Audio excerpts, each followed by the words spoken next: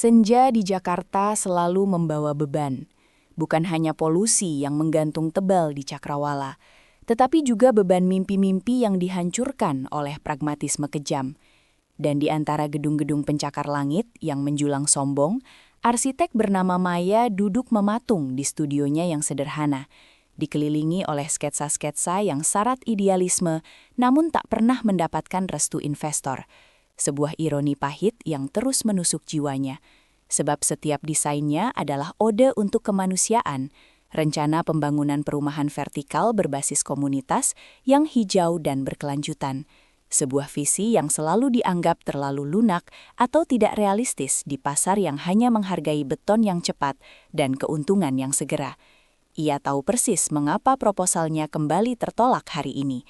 Bukan karena cacat teknis, melainkan karena ia menolak kompromi etis yang telah menjadi mata uang wajib dalam lingkaran bisnis konstruksi metropolitan. Sebuah penolakan yang membuatnya semakin terisolasi dalam medan pertempuran para raksasa korup. Maya sering merenung, menatap pantulan dirinya di jendela kaca yang buram oleh debu ibu kota, memikirkan pertanyaan abadi yang telah menghantui filsuf dan orang biasa selama ribuan tahun. Mengapa kebaikan, yang seharusnya menjadi jangkar peradaban, justru seringkali berakhir sebagai korban yang tak berdaya di hadapan kekuatan kasar dan tipu muslihat yang mengenakan jubah kesuksesan? Ia melihat Darmawan, rival terbesarnya, seorang pengembang yang namanya identik dengan proyek-proyek mangkrak dan kualitas bangunan yang dipertanyakan. Namun anehnya, Darmawan selalu menang, memenangkan lelang paling bergengsi, mendapatkan dana pinjaman tanpa batas, dan senantiasa tersenyum lebar di sampul majalah bisnis, dikelilingi oleh pujian palsu dari media yang buta atau memang sengaja dibuta. Sementara Maya, dengan idealisme yang tak tergerus, hanya bisa menyaksikan mahakarya moralnya berulang kali dikesampingkan demi cetak biru yang dipenuhi cacat. Sebuah pemandangan yang menyakitkan, layaknya melihat keadilan diperkosa di siang bolong. Darmawan bukanlah sekedar pengusaha cerdik. Ia adalah metafora berjalan untuk sistem yang rusak. Sebuah entitas yang mahir mengkapitalisasi kebutuhan dasar manusia menjadi peluang eksploitasi. Ia membangun cepat, murah, dan berbahaya. Namun, ia unggul dalam seni merangkai narasi palsu, menjual ilusi kemewahan dan modernitas yang gampang dicerna publik. Ia tahu persis bagaimana cara melumasi roda birokrasi dan memenangkan opini publik dengan sumbangan amal yang difoto secara masif. Sedangkan Maya hanya memiliki kebenaran dan ketulusan desainnya. Dua mata uang yang sayangnya sangat terdepresiasi di bursa kekuasaan dan ambisi. Malam itu, telepon berdering, membawa kabar bahwa proyek perumahan murah yang ia perjuangkan selama 2 tahun, akhirnya jatuh ke tangan konsorsium Darmawan. Berita yang terasa seperti pukulan langsung ke ulu hati, meninggalkan rasa hampa yang jauh lebih parah daripada kegagalan finansial. Kekalahan ini terasa berbeda. Ini bukan hanya kerugian bisnis, melainkan kekalahan ideologis. Pengingat brutal bahwa integritas tidak selalu menjadi bekal yang cukup untuk bertahan hidup, apalagi untuk menang di arena yang haus darah. Maya ingat kata-kata mentornya, Profesor Wirya, seorang puritan tua yang diasingkan dari kancah akademisi karena menolak standar ganda. Maya, orang baik tidak kalah, mereka hanya menolak bermain dengan aturan para penipu. Namun penolakan itu seringkali terlihat seperti kekalahan di mata dunia yang hanya menghargai podium dan sorotan lampu proyektor. Sementara kemenangan sejati terjadi di dalam jiwa, di mana kompromi etis tidak pernah ditandatangani, bahkan jika hasilnya adalah isolasi dan kemiskinan. Sebuah kalimat yang indah, namun sulit dicerna ketika tagihan listrik dan sewa studio harus dibayar. Ia bangkit, berjalan menuju rak buku yang penuh dengan volume tentang arsitektur vernakular dan filsafat keberlanjutan. Tangannya menyentuh sampul buku Marcus Aurelius, mencari konsolasi di antara ajaran Stoa kuno, mencari cara untuk menginternalisasi kekalahan eksternal ini. Kekalahan demi kekalahan yang ia alami telah membentuknya menjadi sosok yang tegar, namun juga getir. Ia belajar bahwa dunia tidak peduli pada niat baik. Dunia hanya menghitung hasil, dan di mata para pemegang modal, Maya hanyalah seorang idealis yang gagal, seorang perajin mimpi yang tak becus mengubah etika menjadi profit. Sementara Darmawan adalah sang pahlawan, si pembuat kemajuan, meskipun kemajuan itu berdiri di atas fondasi yang retak dan janji-janji palsu yang rapuh. Keputusasaan sesekali merayap, mencoba membisikkan godaan untuk sedikit melonggarkan standar, Mungkin hanya sedikit saja, hanya untuk proyek ini, agar ia bisa mendapatkan pijakan, agar ia bisa membuktikan bahwa idealisme juga bisa sukses. Namun setiap kali pikiran itu muncul, wajah-wajah para keluarga yang ia temui di perkampungan kumuh yang menaruh harapan besar pada desain rumah murah yang layak huni langsung membayang, membangkitkan kembali sumpah profesionalnya. Ia tahu persis bahwa kompromi kecil hari ini akan menjadi pembuka jalan bagi kehancuran moral yang masif di masa depan, menjadikannya sama busuknya dengan Darmawan, hanya saja dalam skala yang lebih kecil. Sebuah harga yang ia putuskan terlalu mahal untuk dibayar. 3 bulan berlalu. Maya mengambil proyek-proyek kecil yang jauh dari gemerlap ibu kota, mendesain sekolah komunitas di daerah pedalaman yang terpencil, di mana satu-satunya pembayaran yang ia terima seringkali adalah hasil bumi dan senyum tulus dari anak-anak. Pekerjaan ini sepi, melelahkan, dan tidak memberikan keuntungan finansial yang berarti. Namun memberinya sesuatu yang Darmawan tidak akan pernah miliki. Kepuasan fundamental karena membangun sesuatu yang benar, sesuatu yang melayani, bukan mengeksploitasi. Dan dalam kesunyian desa itu, ia mulai memahami perbedaan mendasar antara kalah di mata pasar dan gagal di mata nurani. Sebuah pemahaman yang perlahan mulai memulihkan energinya yang terkuras habis oleh pertarungan di ibu kota. Namun, kehidupan metropolitan memiliki ingatan yang panjang dan lidah yang tajam. Di Jakarta, kekalahan Maya di kancah persaingan besar menjadi bahan gosip yang renyah di antara para kolega. Ia dicap sebagai pecundang etis, seorang yang terlalu kaku dan kurang adaptif, dan cap ini menghambat peluangnya mendapatkan klien korporat yang tersisa. Ia menyadari bahwa kegagalan orang baik seringkali dirayakan oleh sistem yang korup, karena setiap kegagalan itu berfungsi sebagai peringatan bagi yang lain. Sebuah sinyal bahwa integritas adalah kelemahan, sebuah pesan subliminal yang mendorong semua orang untuk bergegas menuju lembah keserakahan demi bertahan hidup. Suatu malam, saat ia sedang menyelesaikan gambar detail untuk sistem irigasi sederhana di desa tersebut, ponselnya bergetar, menampilkan pesan dari Bimo, seorang mantan rekan kerjanya yang kini bekerja di bawah Darmawan. Pesan itu singkat dan bernada mendesak, meminta pertemuan rahasia. Bimo, yang dulunya adalah sosok yang idealis seperti Maya, kini tampak lelah dan tertekan. Matanya memancarkan rasa bersalah yang tak terucap. Ia menceritakan tentang praktek-praktek busuk Darmawan, tentang pemotongan anggaran material secara drastis pada proyek perumahan murah yang baru dimenangkan itu, tentang fondasi yang hanya dicor separuh dari spesifikasi yang dijanjikan, sebuah bom waktu struktural yang siap meledak. Pertemuan itu mengkonfirmasi ketakutan terburuk Maya. Darmawan tidak hanya memenangkan tender, ia sedang merancang bencana.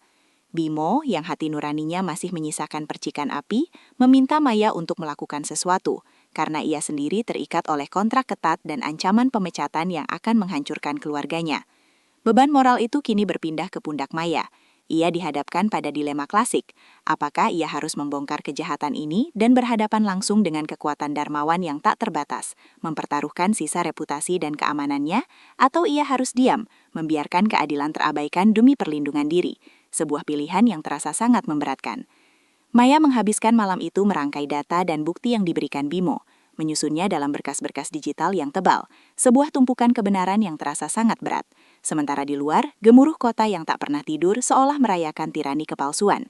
Ia menyadari bahwa pertarungan ini telah melewati batas arsitektur dan bisnis. Ini adalah pertarungan spiritual, sebuah upaya untuk menyelamatkan orang-orang tidak bersalah yang akan menjadi korban keruntuhan bangunan Darmawan.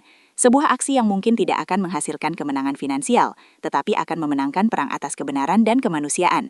Sebuah kemenangan yang jauh lebih berharga daripada semua trofi Darmawan. Keesokan harinya, ia mencoba menyampaikan temuannya kepada berbagai pihak berwenang, dimulai dari Dewan Profesional Arsitek hingga lembaga pengawas konstruksi. Namun, ia dihadapkan pada dinding birokrasi yang tebal dan ketidakpedulian yang sinis. Setiap pintu yang ia ketuk ditutup dengan alasan kurangnya bukti yang kuat, atau adanya konflik kepentingan yang mendasar.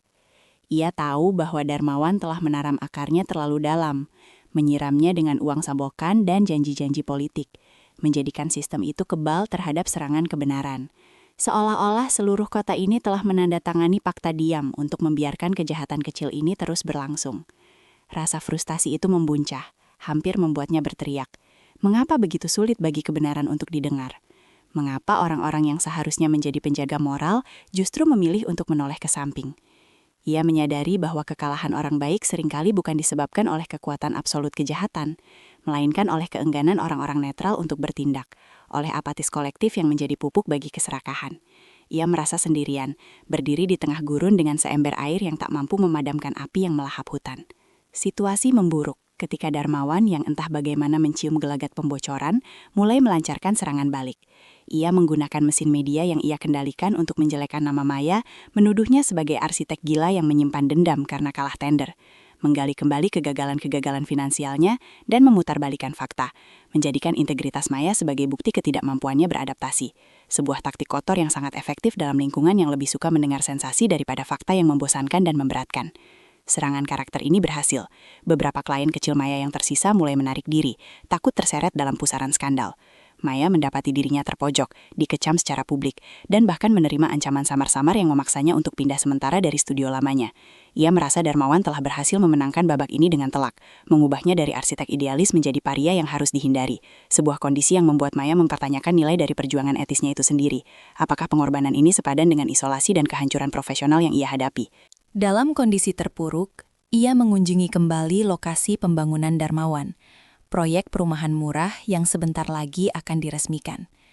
Bangunan-bangunan itu tampak megah dari luar, dengan cat cerah dan fasad modern yang menjanjikan. Namun, mata terlatih Maya mampu melihat retakan-retakan tersembunyi, detail-detail yang menunjukkan material yang dihemat dan proses konstruksi yang terburu-buru. Ia melihat hantu-hantu kegagalan struktural yang menanti di balik setiap dinding gipsum yang tipis. Dan pemandangan ini, alih-alih membuatnya putus asa, justru membangkitkan kembali amarah dan tekadnya. Ia tidak bisa membiarkan Darmawan menjual kematian dengan label hunian terjangkau. Maya menyadari bahwa ia harus mengubah strategi. Melawan Darmawan secara langsung melalui jalur legal atau media massa adalah bunuh diri. Ia harus mencari titik lemah yang tak terduga, celah dalam baju zirah kekuasaan Darmawan.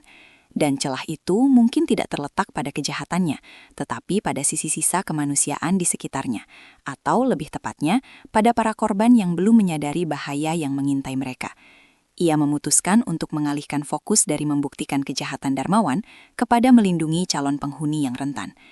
Ia mulai mendekati komunitas-komunitas yang dijanjikan akan menempati unit-unit itu, melakukan pertemuan-pertemuan rahasia di balai warga yang remang-remang. Ia tidak langsung menuduh Darmawan, melainkan mengajukan pertanyaan-pertanyaan teknis sederhana mengenai garansi bangunan, kontrak pemeliharaan, dan uji ketahanan material. Ia menanamkan benih kecurigaan, memaksa mereka untuk melakukan validasi independen terhadap janji-janji manis yang Darmawan sebarkan melalui brosur mengilap. Sebuah pendekatan halus yang bertujuan mengaktifkan mekanisme pertahanan diri komunitas itu sendiri. Reaksi awal adalah skeptisisme dan permusuhan.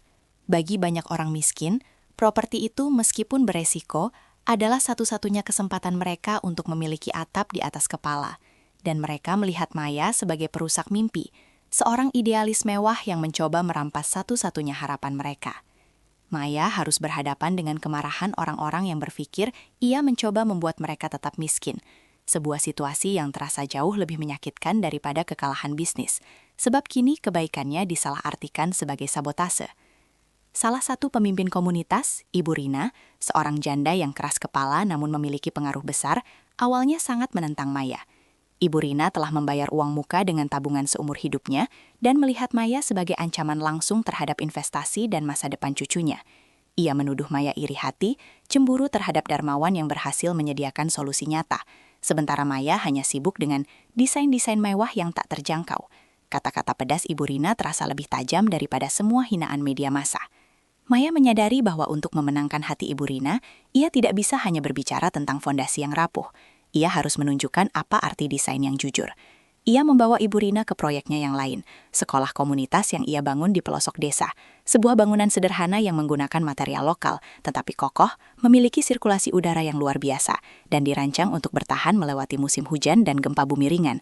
Ia menunjukkan detail sambungan kayu yang kuat, menjelaskan pentingnya ventilasi silang untuk kesehatan, dan nilai dari bahan-bahan yang dirawat dengan baik. Melihat sekolah itu, sebuah bangunan yang memancarkan ketulusan dan fungsionalitas, mata Ibu Rina melembut.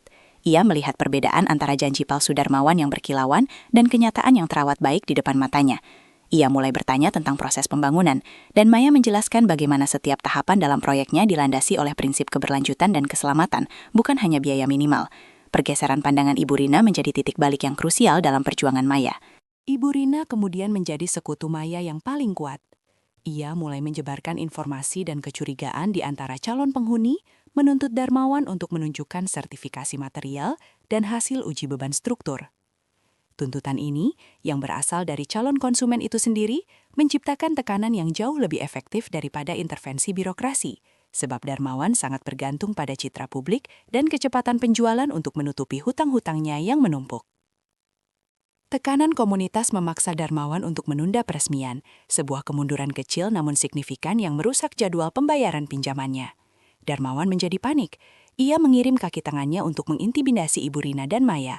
Ancaman-ancaman itu kini menjadi lebih nyata dan berbahaya, membuat Maya harus bergerak dalam bayang-bayang, menyadari bahwa ia telah mengganggu sarang lebah yang sangat beracun, dan bahwa kemenangan yang ia cari mungkin akan datang dengan harga yang sangat mahal, bahkan mungkin harga kebebasannya.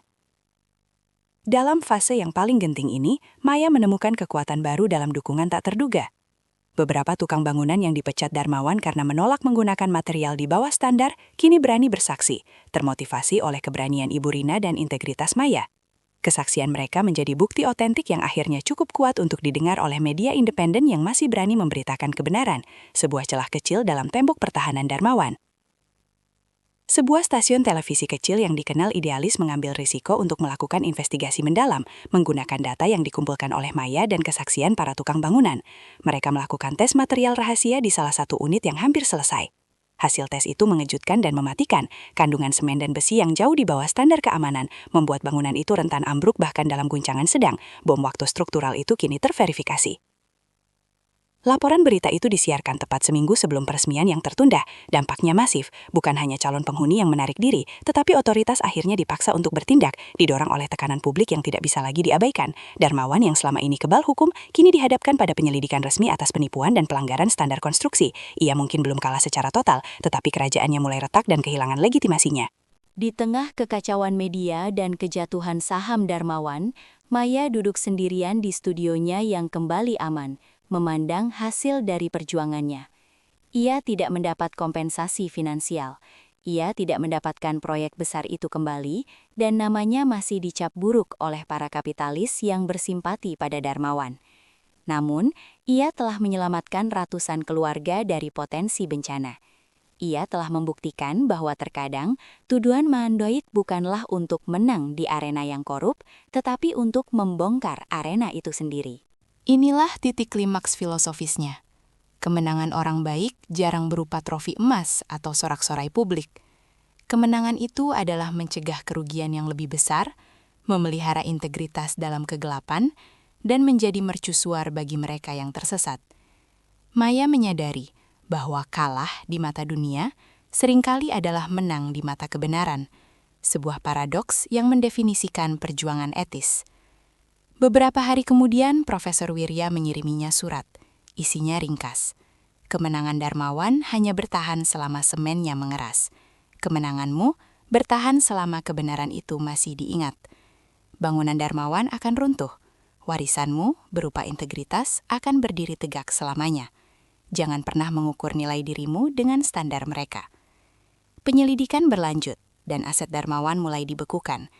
Ia menjadi simbol kegagalan etis, sementara Maya, meskipun tetap berada di pinggiran industri utama, mulai mendapatkan penghormatan baru dari kalangan profesional yang diam-diam menjunjung tinggi kejujuran. Ia menerima tawaran untuk menjadi penasihat dalam proyek reformasi standar konstruksi pemerintah, sebuah peran yang tidak bergengsi namun sangat berpengaruh dalam jangka panjang. Maya menerima peran tersebut. Ia tahu bahwa perubahan sejati tidak terjadi dalam satu malam, melainkan melalui penanaman benih etika dalam kebijakan dan regulasi. Ia fokus pada pembangunan fondasi sistem yang lebih adil, menggunakan pengalamannya untuk memastikan bahwa pengembang seperti Darmawan tidak akan mudah lagi merusak moral industri konstruksi, sebuah pekerjaan yang melelahkan namun memberikan kepuasan mendalam. Ia kembali ke desa, menyelesaikan sekolah komunitas itu, mengawasi setiap detail dengan cinta dan perhatian. Proyek ini, yang sebelumnya ia anggap sebagai pelarian dari kekalahan, kini ia pahami sebagai basis kekuatannya, Bukti nyata bahwa kemampuannya untuk membangun struktur yang jujur dan melayani tidak pernah hilang meskipun diabaikan oleh pasar yang buta. Desa itu menjadi laboratorium kebenaran, tempat di mana filosofi arsitekturnya berakar kuat. Setahun kemudian, Darmawan dijatuhi hukuman, bukan atas semua kejahatannya, tetapi atas penipuan pajak terkait proyek perumahan yang gagal itu. Kejatuhannya tidak terjadi melalui pertarungan frontal yang Maya inginkan, melainkan melalui celah kecil yang terbuka karena desakan kebenaran dari komunitas yang ia manfaatkan. Sebuah pengingat bahwa kejahatan besar seringkali tersandung oleh kebenaran yang paling sederhana. Maya tidak merayakan kejatuhan Darmawan. Ia tahu bahwa sistem akan segera melahirkan Darmawan-Darmawan baru. Pertempuran kebaikan melawan keserakahan tidak pernah berakhir. Itu adalah perjuangan yang terus-menerus, yang membutuhkan kewaspadaan dan ketekunan yang tak kenal lelah. Dan peran orang baik bukanlah untuk memusnahkan kejahatan, melainkan untuk terus menerangi kegelapan, memastikan bahwa kebenaran memiliki tempat untuk bernapas. Di studio barunya, yang kini lebih terang dan terletak di atas bukit kecil yang damai, Maya memandang kota di kejauhan. Menara-menara beton yang menjulang, dan ia tidak lagi melihat simbol kekalahan. Ia melihat tantangan yang abadi, medan tempat ia harus terus menabur benih integritas. Ia telah mengubah definisinya tentang sukses. Kini, ia memahami dengan sepenuh hati bahwa orang baik sering terlihat kalah karena mereka berjuang demi nilai yang melampaui metrik duniawi. Mereka tidak memperebutkan podium, melainkan memperebutkan jiwa. Sebuah arena yang tidak dapat dihitung oleh bank atau diulas oleh majalah bisnis. Kekalahan finansial mereka adalah pengorbanan yang diperlukan untuk menjaga martabat kemanusiaan tetap utuh, sebuah harga yang hanya mampu dibayar oleh mereka yang benar-benar berani. Ia menutup buku sketsa terbarunya, yang berisi desain rumah susun berbiaya rendah yang sangat inovatif, yang mengutamakan kesehatan dan keberlanjutan penghuninya di atas segalanya. Ia tahu bahwa proyek ini mungkin tidak akan pernah mendapat investor besar, tetapi ia akan membangunnya sedikit demi sedikit, bersama komunitas yang percaya padanya. Ia menyadari bahwa menang bukanlah tentang mendapatkan kekayaan atau kekuasaan, melainkan tetap menjadi diri sendiri, tetap jujur dalam kesendirian, dan menjadikan setiap tindakan sebagai deklarasi kecil melawan tirani kepalsuan. Malam itu, dengan hati yang damai, Maya menyalakan lampu studionya. Cahaya hangat yang memancar dari jendela kecil itu menjadi kontras yang menenangkan bagi gemerlap lampu kota yang dingin dan tak berjiwa di kejauhan. Ia tidak lagi merasa kalah, ia merasa utuh. Sebuah kemenangan yang jauh lebih solid dan abadi daripada semua fondasi rapuh yang pernah dibangun oleh Darmawan. Karena ia telah menemukan jawaban atas pertanyaan filosofis itu. Orang baik tidak kalah, mereka hanya memilih medan perang yang berbeda. Medan perang yang hanya bisa dimenangkan dengan kesabaran, integritas, dan cinta yang tak terucapkan pada kebenaran. Hai penikmat cerita, jangan lupa subscribe ya. Like jika kalian suka video cerita seperti ini.